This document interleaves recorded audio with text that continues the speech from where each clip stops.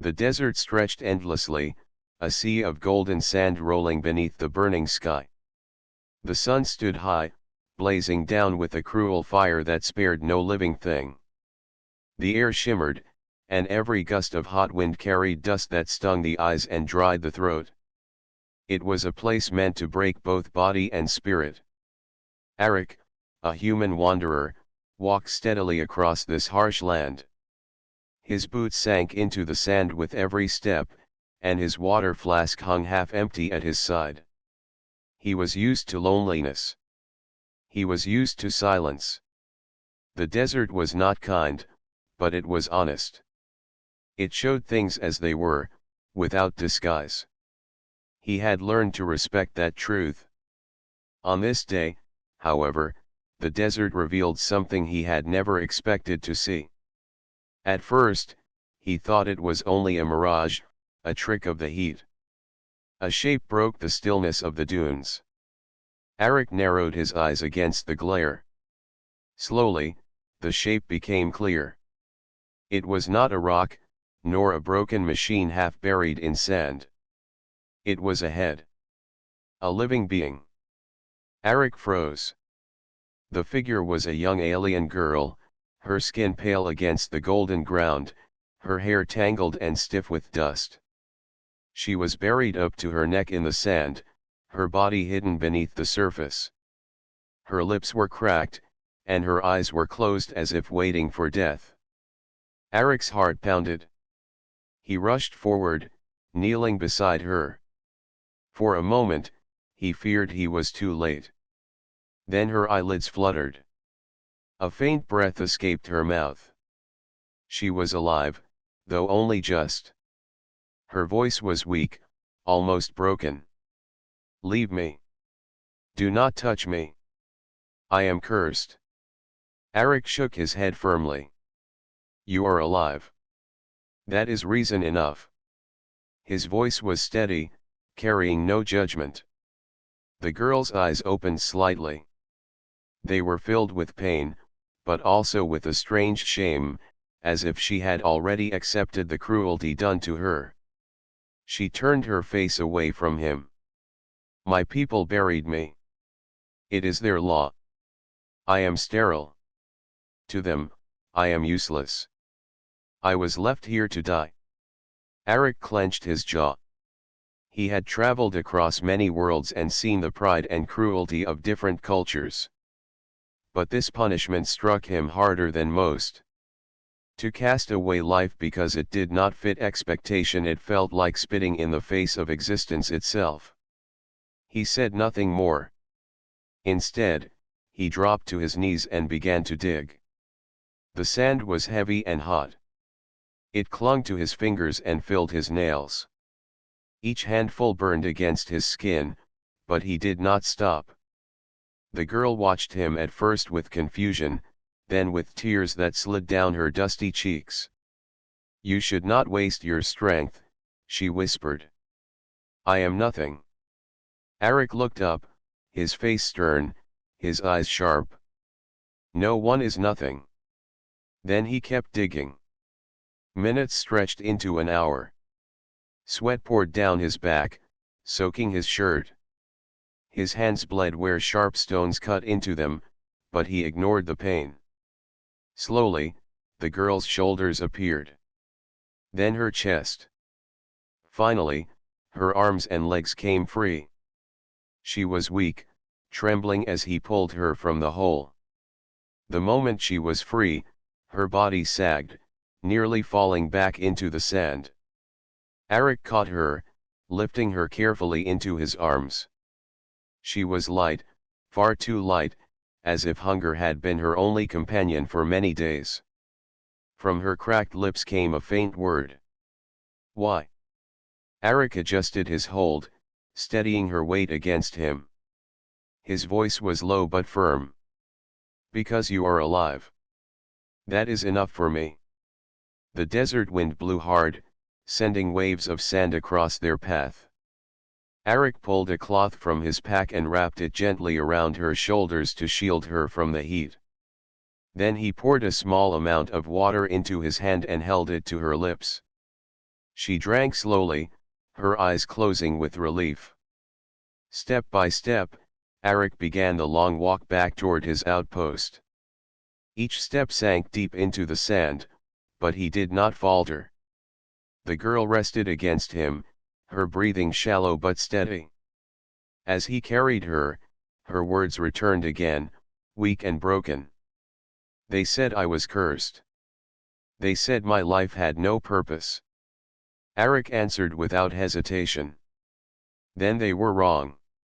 The desert offered no reply. The sun still burned, the sand still shifted, and the wind still howled. But in that harsh silence, something small yet unbreakable had begun to grow. The girl, once buried as if she were already dead, was alive. And the human who had found her was determined to keep her that way. When the outline of his shelter finally appeared in the distance, Arik's arms ached and his throat was dry. But his steps did not slow. He tightened his grip on the fragile life he carried, as if nothing in the universe could make him set her down. In the endless desert, where laws of cruelty had nearly ended her, compassion had taken root. For the first time in her life, the girl did not feel like a curse. She felt the faint stir of hope. And Arik, a lone wanderer, carried that hope with him across the sands.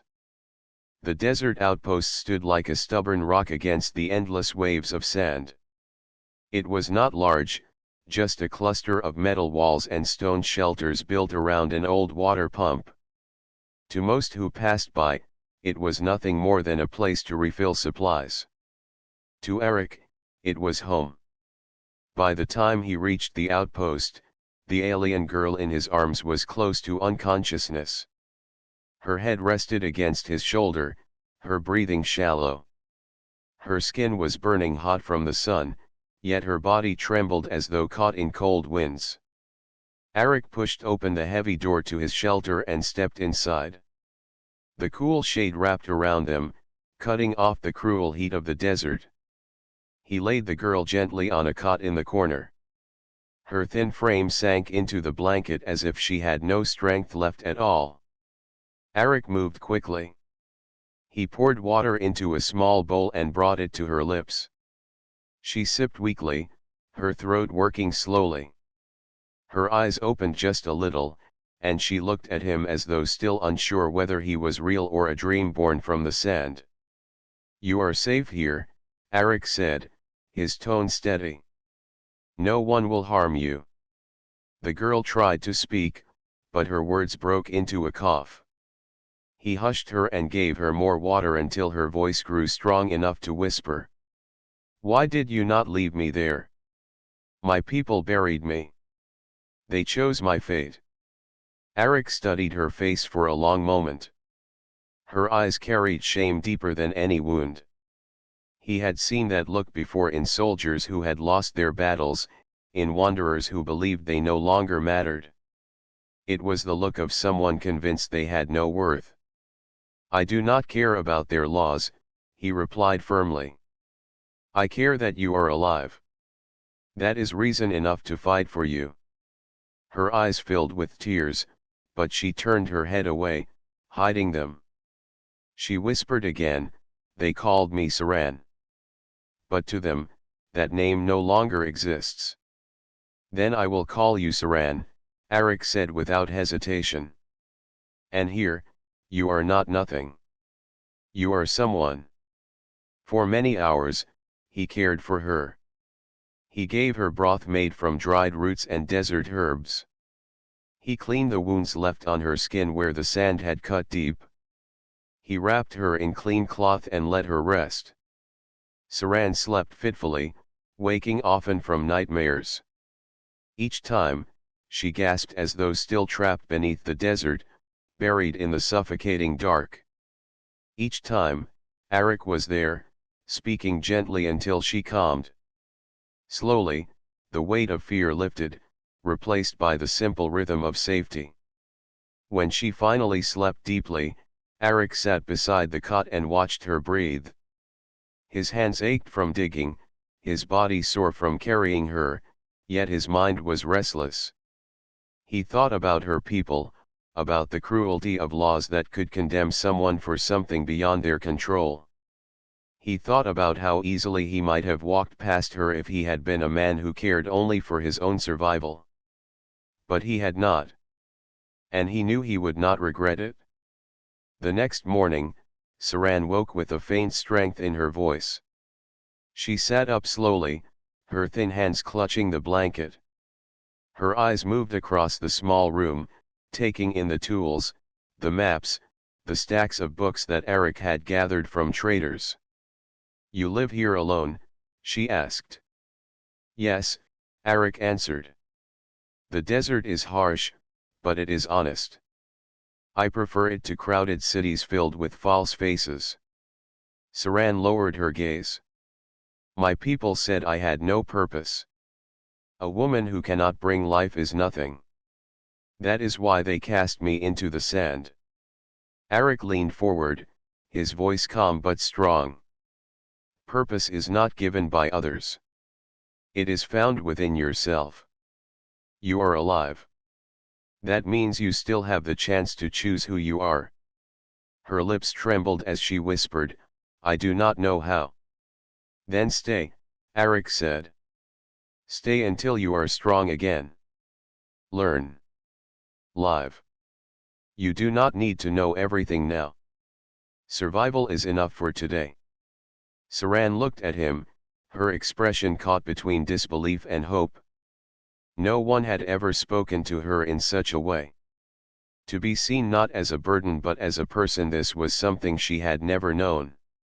Over the following days, Saran began to heal.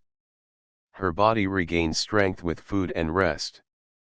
Eric showed her how to grind desert plants into medicine, how to read the maps he had drawn, how to repair simple tools. At first, she only watched in silence, but slowly, she began to ask questions. Her voice grew steadier, and her eyes, once filled with shame, started to show curiosity. One evening, as the sun set over the dunes, Saran sat by the small fire in the shelter. She turned to Eric and asked quietly, "Do all humans think like you?" Eric shook his head. "Not all. Some are cruel, just as some of your people are. But many humans believe what I believe, that life is worth more than laws, and that kindness is stronger than cruelty." Saran held the cup of tea he had given her. Her hands were steadier now, no longer trembling from weakness. She thought about his words, about how different they were from everything she had been taught. "You carried me when I had nothing," she said softly. "You gave me water, food, and shelter. Why?" Eric looked into the fire, then back at her. His answer was simple. "Because that is what it means to be human. To see suffering, and to refuse to turn away." Saran stared at him for a long moment, and then her eyes lowered. For the first time since she had been buried in the sand, she felt a spark of something new. It was not strength, not yet. It was not full trust either. But it was hope. That night, as she lay on the cot listening to the wind outside, Saran whispered her own name to herself, over and over, as if trying to claim it back. And in her heart, she carried the truth that had been given to her: she was alive, and that was enough. The desert was a cruel land, yet inside Eric's small outpost, Saran began to feel something she had never known before: safety. The walls were plain metal and stone, patched together from old supplies and trade scraps, but to her they felt like the walls of a sanctuary. For the first time since her people had condemned her, she could breathe without fear. Eric kept busy each day, tending to small repairs and gathering supplies from the desert. But no matter what task he did, he always returned to check on her. He did not hover, nor treat her as fragile. Instead, he offered food, water, and space to heal. His quiet care spoke louder than words. Saran's body, once weak and trembling, began to strengthen. She ate carefully at first, unused to steady meals, but soon her energy grew. The dull look in her eyes lifted, and color returned to her skin. Yet her mind carried scars that no food or rest could erase so easily. One morning, as she sat by the window looking out at the dunes, she asked a question that had haunted her since she arrived. "Do you think I am cursed?" Arik, sharpening a blade at the table, paused. His eyes met hers, calm and steady. "No. You are not cursed. You are alive. That is no curse." "But my people believe it," she said softly. "They believe life has value only if it brings more life. I cannot give them that. So to them, I am less than nothing." Arik set the blade down and leaned forward. "Then they are blind. Life is not measured by what others demand of you. It is measured by what you choose to give to the world. You can teach, create, protect, or simply exist with kindness. That is worth more than their narrow laws." His words were simple, yet they struck her deeply. She had always believed the voices of her tribe, had accepted their cruel judgment as truth. But here was a human who saw her differently, who gave her value when her own people had taken it away. From that day, Saran began to look at the world with new eyes. She watched Arik closely, learning from his actions. He showed her how to use tools, how to mend broken gear, how to grind herbs into medicine. She was quick to learn, her hands skilled even if her confidence was slow to grow. In return, she shared what she knew of the desert. She taught him which plants carried water within their stems, which roots could be boiled for food, which flowers bloomed only at night to guide travelers. Arik listened carefully, respecting her knowledge. To him, she was not a burden but a partner. Each evening, when the sun dipped low and painted the dunes in red and gold, they sat by the small fire together. At first, silence filled the space between them. Saran was unsure of what to say, afraid of saying the wrong thing. But Arik never rushed her. Slowly, words began to flow. She spoke of her childhood, of the songs her mother had sung to her, of the stories carved into stone walls by her ancestors. She spoke of the day the elders judged her, declaring she had no future, no worth, and how the people she had once called family had turned their backs on her. Arik listened, his face calm, though inside he burned with quiet anger at the cruelty she had faced. When she finished, he said only one thing. "You survived. That alone proves their judgment was wrong." Saran lowered her gaze, her hands curling around the blanket she held. Yet in her heart, a seed of strength began to grow. Days turned into weeks. The desert outside remained harsh, but inside the outpost, Saran found rhythm. She cleaned, cooked simple meals, and repaired small things around the shelter. She no longer sat in silence all day. She asked questions about the stars, about the books Arik kept, about the places beyond the desert. One night, Arik showed her a map spread across the table. It was worn and patched, filled with notes in his handwriting. He pointed to distant lands, explaining what lay beyond the dunes, mountains, rivers, and even forests she had never imagined. Saran stared at the map in wonder.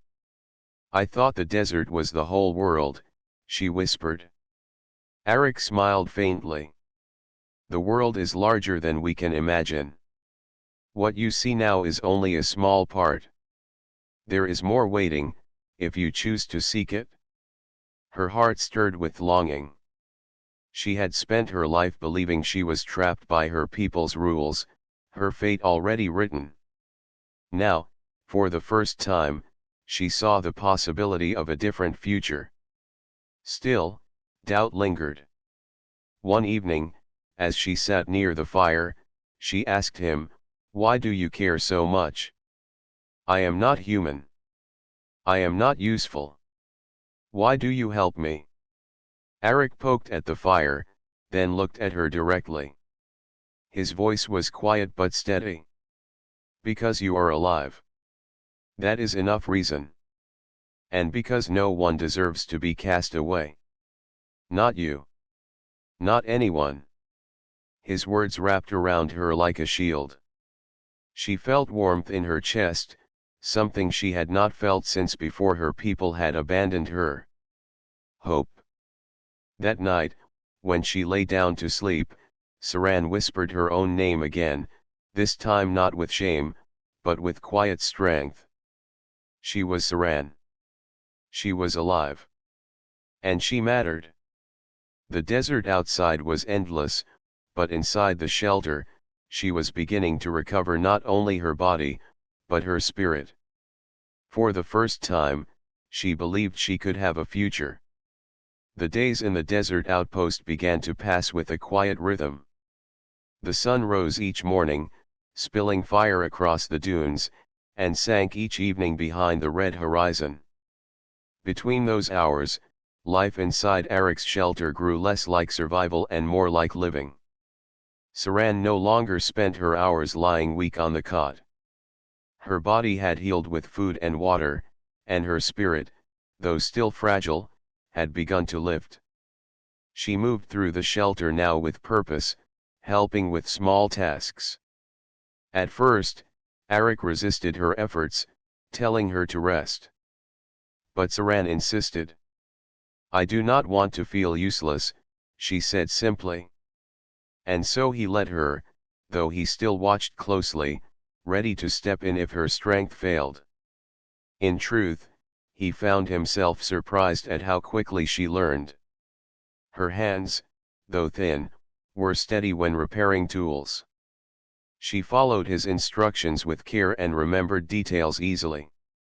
When he taught her how to mend torn cloth with needle and thread, she not only finished her work neatly but added small patterns into the stitches, shapes that looked like flowers and stars.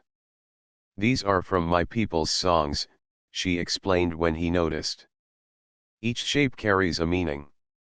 This one is hope. This one is memory." Arik studied the patterns with interest. He realized that Saran carried with her more than pain. She carried knowledge, art, and culture, things her people had thrown away when they abandoned her. One evening, as they sat by the fire, Saran began to hum softly. The sound was faint at first, but it grew into a tune that filled the small shelter.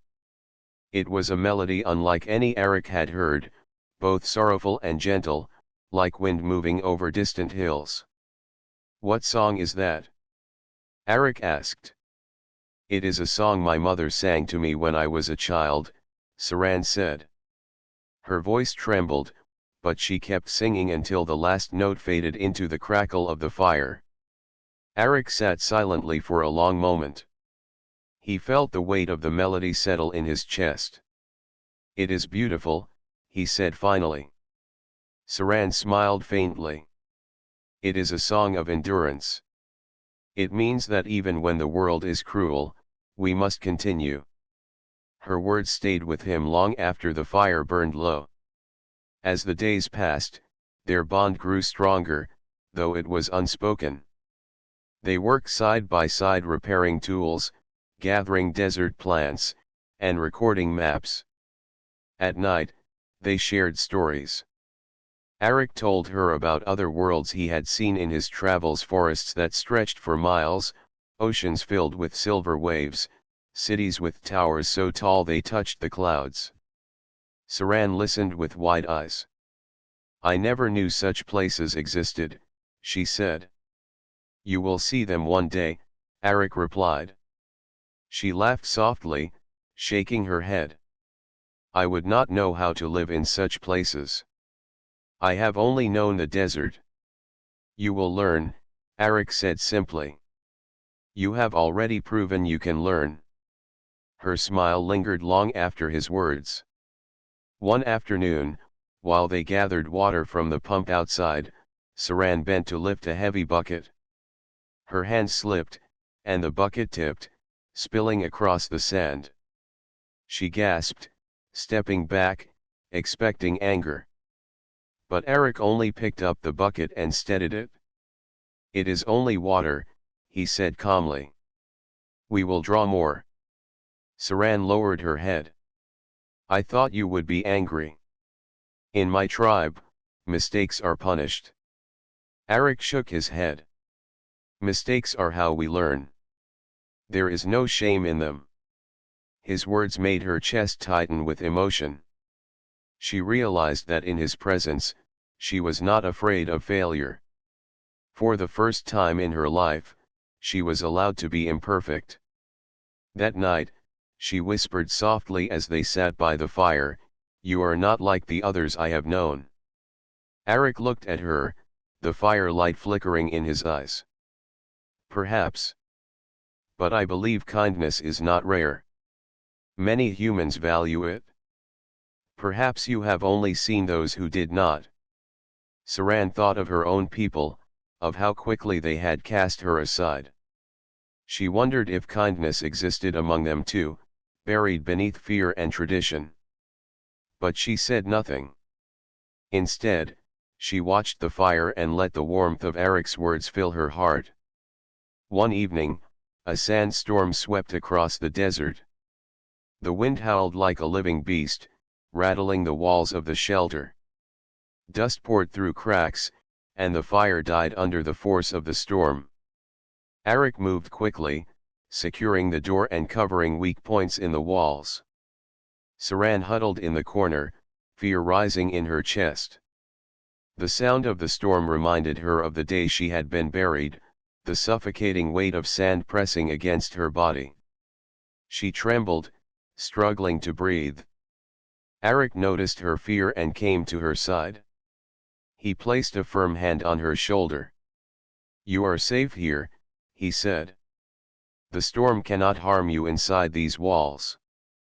"But I can hear it," Saran whispered. "It feels like it is burying me again." Eric looked into her eyes, steady and calm. "Then listen to my voice instead. The storm will pass, and when it does, you will still be here, alive." She focused on his words, on the strength in his voice. Slowly, her breathing calmed. When the storm finally faded hours later, she was still by his side, leaning against him with her eyes closed. In that moment, she understood something important. He was not only her rescuer. He was her anchor, the one who kept her steady when fear tried to pull her under. As the days turned into weeks, Saran began to laugh again. It was a small laugh, quiet and cautious, but it was real. Eric noticed it and smiled to himself, though he said nothing. He knew that laughter was a sign of healing, perhaps the strongest sign of all. Their bond was not built on grand promises or dramatic words. It was built on simple acts: sharing food, teaching skills, listening to each other's stories, and standing together against the silence of the desert. For Saran, each day with Eric was a reminder that her worth was not gone. For Eric, each day with Saran was proof that compassion was stronger than cruelty. And though neither of them spoke it aloud, both of them knew they were no longer alone. The desert had grown quiet again after the storm, but silence in such a place was never permanent. Eric knew that sooner or later, danger would come. It always did in the outlands. He kept a careful watch whenever he left the shelter, scanning the horizon for movement. Saran noticed his unease. "You are more watchful than before," she said one morning as she tied a cloth around her hair. "Storms are not the only danger," Eric replied.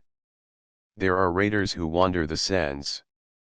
They search for supplies, sometimes for slaves. They do not care who suffers." Saran's expression darkened. "My tribe spoke of them. They feared raiders more than the desert itself. Arik nodded. Fear is wise. Raiders take what they want. And now, if they see you with me, they may think you are valuable. That puts us both at risk. For the first time since she had begun to heal, Saran felt fear return. She had escaped death by her own people, but the desert held enemies of its own. Still, she did not let the fear break her. She straightened her shoulders and said, "If they come, I will not run.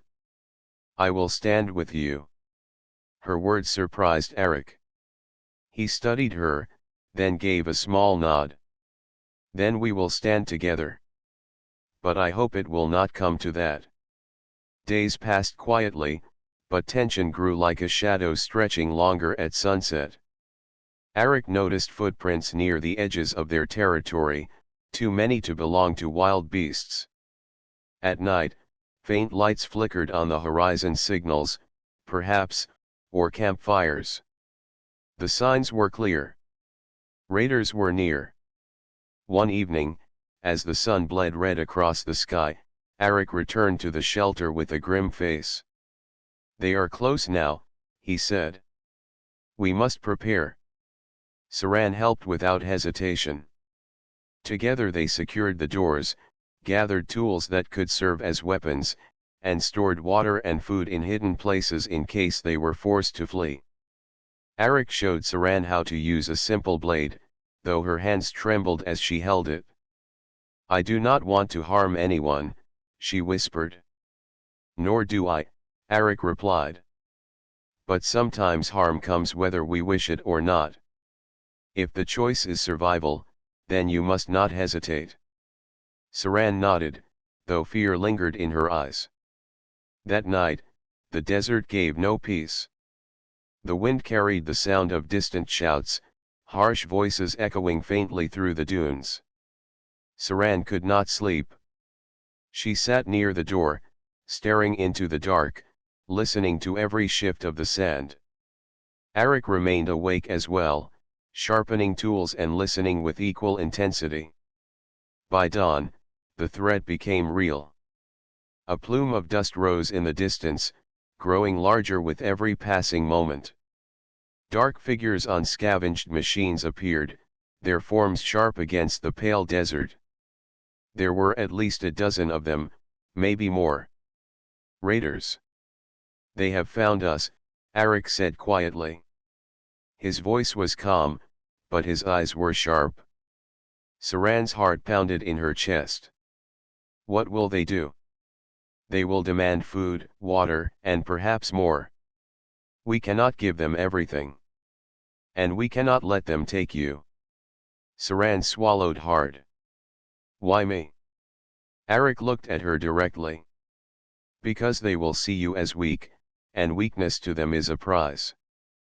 But you are not weak, Saran. Remember that." The raiders stopped just outside the shelter. Their leader, a tall figure with scars across his face, shouted in a rough voice. "Human. We know you have supplies. Open your doors, or we take them by force." Arik stepped outside slowly, his hands empty to show no threat. "There is little here," he said firmly. "Enough for one man only. If you take it, we will both die. Leave us, and you will find better hunting elsewhere." The raider leader laughed harshly. "We do not believe your words. And you are not alone. We saw movement inside. Who hides with you?" Arik's jaw tightened. "No one of value to you." But his denial only made the raiders more curious. They pushed closer, circling like wolves. One of them spotted Saran through a crack in the shelter wall. "There," he shouted. "The girl." The raiders' laughter rose. "A sterile exile," the leader sneered. "Even her own people cast her out. But she will fetch a price from those who enjoy breaking the broken." Saran froze, her heart pounding like a drum. The cruel words cut deep, but before despair could take her, Arik stepped forward, placing himself between her and the raiders. His voice rang out, strong and unyielding. "She is under my protection. You will not touch her." The leader sneered. "One man against many? You are a fool." "Perhaps," Arik said. His eyes were steady, his stance unshaken. "But I am a fool who will fight until I fall. And fools like me are often dangerous." Tension thickened in the air. The raiders shifted, some laughing, others uncertain. They were used to fear, to people who begged or ran. This calm defiance unsettled them. Saran, standing just behind Arik, felt a strange strength rise within her. His courage lit something inside her that had been buried beneath years of shame. She gripped the blade in her hand, her fear burning into determination. For a long moment, no one moved. The desert itself seemed to hold its breath. Then, with a growl, the leader raised his hand to signal an attack. But before the raiders could advance, a warning shot cracked across the sky. A distant patrol ship, one of the colony's guards, appeared on the horizon. The raiders cursed, unwilling to face organized weapons. With angry shouts, they turned their machines and vanished into the dunes, leaving only dust in their wake. Silence fell once more. Saran lowered the blade, her hands still trembling, but her spirit burning with relief. Arik exhaled slowly, his shoulders relaxing at last. "They will return," he said grimly. "Raiders do not give up so easily." Saran looked at him with wide eyes. "Then what shall we do?" Arik met her gaze, his voice firm. "We prepare.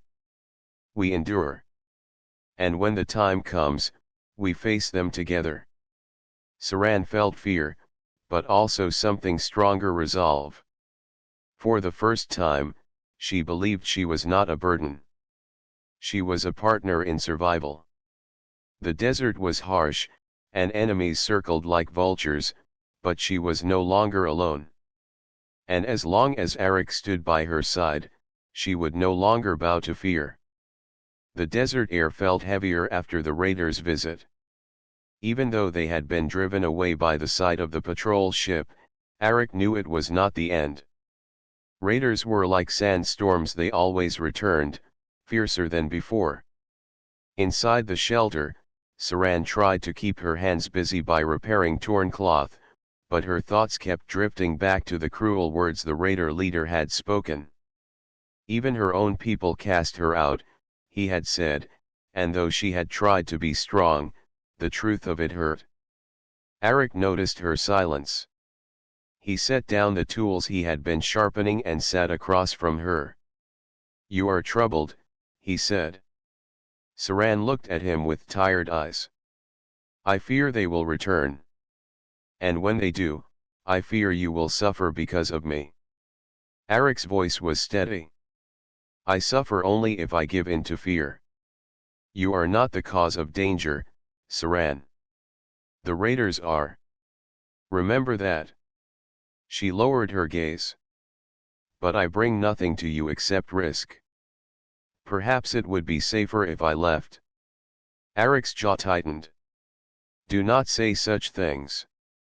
If you walk into the desert alone, you will not last a day. And I will not allow you to throw away the life I fought to save." His words struck her like a spark, burning away some of the despair. For a long moment, neither spoke.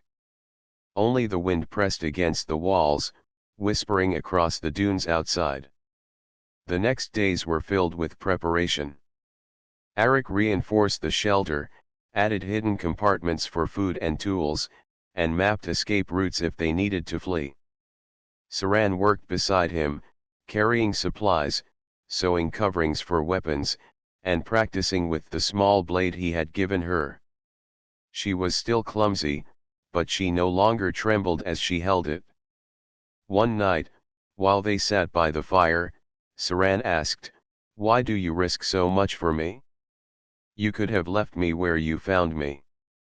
You could have walked away and been safe."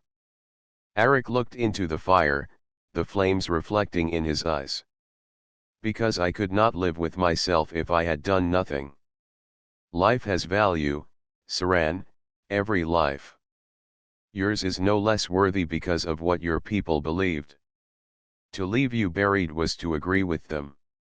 And I will not agree with cruelty." His voice carried a quiet strength that made her chest ache. She realized then that his choice to save her had not been an accident. It was who he was. The bond between them deepened, but so did the danger. Scouts from the colony warned Arik that raider groups were growing bolder.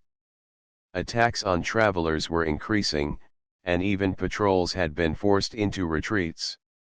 It was only a matter of time before the raiders returned in full force.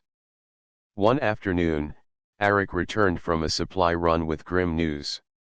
"The colony leaders want to withdraw patrols from the outer zones," he said. "They mean to protect the central settlements, not the edges." Saran's eyes widened. "Then we are alone." "Yes," Arik said. "If the raiders come again, no one will help us." The weight of his words settled over them. That night, sleep would not come easily. Saran lay awake, staring at the ceiling, her heart heavy with fear and guilt. Arik had given her shelter and hope, but now she wondered if staying with him would bring only ruin. By dawn, she made a decision. When Arik left to check the water pump, Saran gathered what little she could carry: a flask, some cloth, a small knife. Her hands shook, but her resolve was strong. She whispered softly to herself, "If I leave, he will be safe." But when she reached the door, Arik was already there, standing with folded arms. His sharp eyes caught every movement. "You would leave without a word?" he asked quietly. Saran froze, shame flooding her. "I only wish to protect you. If I am gone, the raiders will not have a reason to harm you." Arik stepped closer, his voice steady but firm. "You believe they would spare me because you are gone?" "No, Saran. Raiders do not need reasons. They take because they can. If you leave, I lose more than safety. I lose purpose." She stared at him, her throat tight. "Purpose?" "Yes," Arik said. "Saving you was not the end. It was the beginning. Every day since, I have seen you grow stronger. I have heard you laugh. I have seen you fight against fear. That is worth more than my safety. I will not let you throw it away." His words struck her deeper than she expected. Tears welled in her eyes, not of weakness, but of release. For the first time, someone wanted her to stay, not for duty, not for tradition, but for herself. Slowly, she dropped the bundle she had packed. "Then I will not leave," she whispered. Arik placed a hand on her shoulder, steady and grounding. "Good. Because I need you here. And when the raiders come again, we will face them as one." That day marked a change in Saran. No longer did she see herself as a burden. She worked with new determination, training harder, helping plan defenses, and standing beside Arik with pride. Her spirit, once crushed by rejection, now burned with a quiet strength. One evening, as they stood outside watching the stars, Saran spoke softly. "My people buried me because they saw me as useless. But you dug me out and showed me I still have worth. If the raiders come, I will not hide behind you. I will fight beside you." Arik glanced at her, the faintest smile touching his lips. "That is all I ask."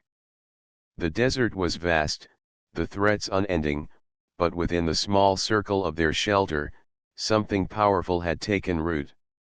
Not just survival, but choice. A choice to stand, to endure, and to fight for a future together. And when the horizon once again carried the shadow of raiders, both Eric and Saran knew this time, they were ready. The desert stretched quiet and endless beneath the pale morning sun. From a distance, the dunes looked calm, but Eric and Saran knew danger hid beyond the horizon. The raiders had not forgotten them. Their return was certain, and both had prepared themselves for that day. For weeks, they trained together.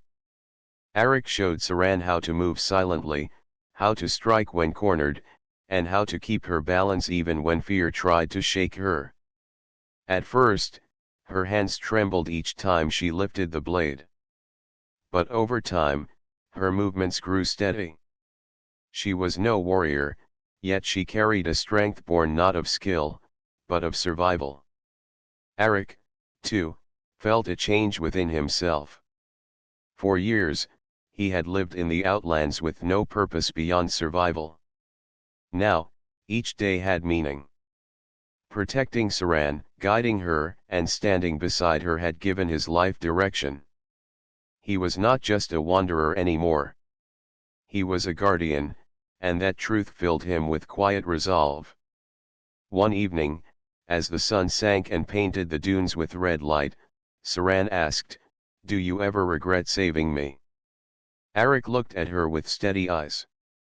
"Not for a single moment. Saving you saved me as well."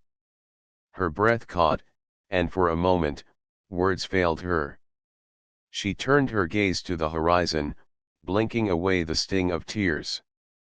In that silence, something unspoken passed between them, strong and certain. The following dawn shattered the calm. A column of dust rose in the distance, larger than before. The sound of engines rumbled faintly across the sands. The raiders had returned, and this time, they had come in greater numbers. Eric tightened the straps on his armor and checked his weapons. "It is time," he said. Saran stood beside him, gripping her blade. Fear flickered in her eyes, but it no longer ruled her. She had made her choice, and now she would stand by it. The raiders circled the shelter, their laughter carrying through the wind. The scarred leader from before dismounted, sneering. "You should have fled when you had the chance, human. Now we will take everything including the girl." Eric stepped forward, his voice steady and sharp. "You will take nothing.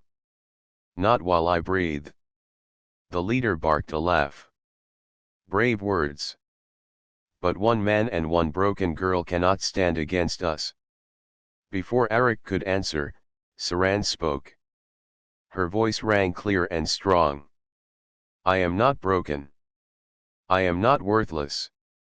And if you try to take me, you will see the truth of that."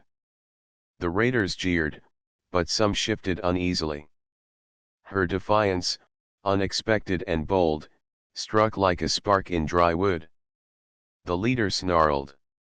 "Then let us end this." He raised his weapon, and the desert exploded into chaos. The battle was fierce. Raiders rushed forward, blades and crude rifles in hand. Eric fought with practiced skill, striking hard and fast, his movements precise. Saran stayed close, defending herself when attackers came near. Her hands shook at first, but each clash of steel pushed her fear further away. She remembered Eric's words, "Do not hesitate when survival is at stake." At one point, a raider cornered her, grinning as he raised his weapon. For a heartbeat, panic surged, but then her will hardened. With a swift strike, she drove her blade forward, forcing him back. The shock on his face was clear. He had expected weakness, but he found resistance instead. Eric fought fiercely, but the numbers pressed heavy. Sweat burned his eyes, and his breath came rough.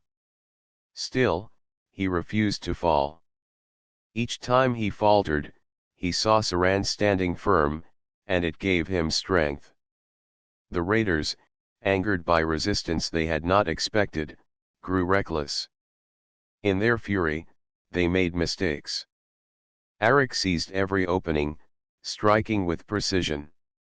Saran, too, found courage in their anger, using her small size to slip past their swings and strike where they were weakest. The fight dragged on until the sound of engines echoed again, not from the raiders, but from the sky.